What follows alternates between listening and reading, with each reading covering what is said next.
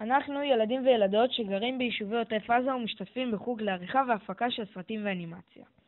בשבועיים האחרונים לא יכולנו לקיים את המפגשים שלנו בגלל המלחמה. אז במקום לוותר, החלטנו לערוך סרטון וידאו קצר שאותו נעלה לרשת. אנו קוראים לכם ילדים מכל רחבי ישראל לשלוח לנו סרטון וידאו קצר שבו אתם מצולמים. אז מה עושים? כל ילדה או ילד שרוצים להשתתף מחזיקים 2 דפים. הדף הראשון עונה לשאלה כמה שניות אתה חושב שבאמת יש לך על מנת להגיע למרחב המוגן. הנה כמה דוגמאות. צריך רק לצייר מספר, ללא מילים, לצייר בגדול מאוד בקו עבה ובצבעים בולטים. הדף השני עונה לשאלה איך אתה מרגיש בזמן ההזעקה. הנה כמה דוגמאות. אפשר לכתוב במילה 1 או 2, לא יותר. אפשר גם לצייר בגדול מאוד בקו עבה ובצבעים בולטים. חשבו על רעיון מקורי משלכם. טוב, אז לפני שמצלמים, לוודא שהמצלמה במצב וידאו, לא תמונה בודדת.